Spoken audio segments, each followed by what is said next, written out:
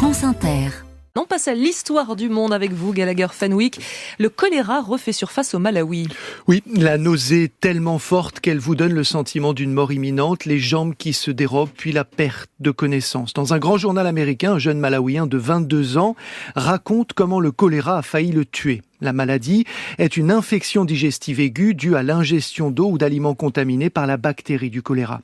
Le jeune homme dont je vous parle fait partie des milliers de personnes qui ont contracté la bactérie cette année au Malawi, petit pays d'Afrique australe coincé entre le Mozambique, la Zambie et la Tanzanie.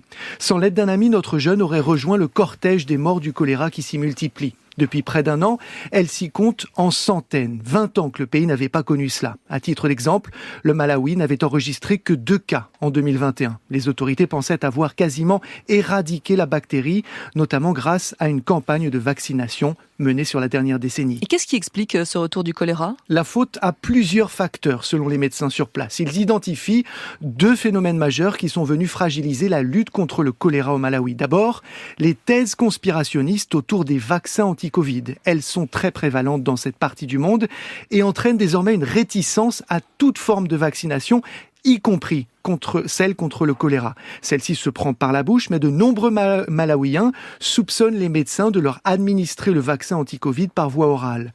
L'autre phénomène qui favorise la circulation de la bactérie est le dérèglement climatique, pointé du doigt pour expliquer la multiplication des tempêtes et des inondations qui polluent les eaux et détruisent le réseau sanitaire. C'est dans ce type de conditions, dans les eaux souillées, que la bactérie prolifère. Au Malawi, 30% des locaux n'ont pas d'accès à l'eau potable, 60% vivent sans toilette adéquate.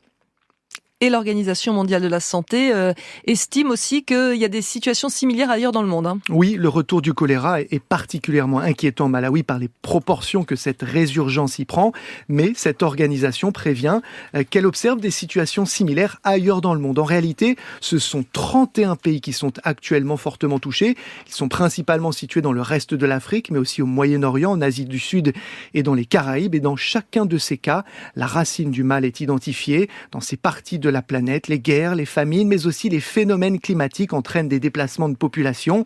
Déjà en situation de précarité sanitaire, celles-ci perdent soudainement l'accès à l'eau potable. Elles sont alors exposées à la maladie au contact des eaux usées qu'elles croisent au fil de leurs errances. Le retour de la lutte contre le choléra, c'était votre histoire du monde, Gallagher Fenwick.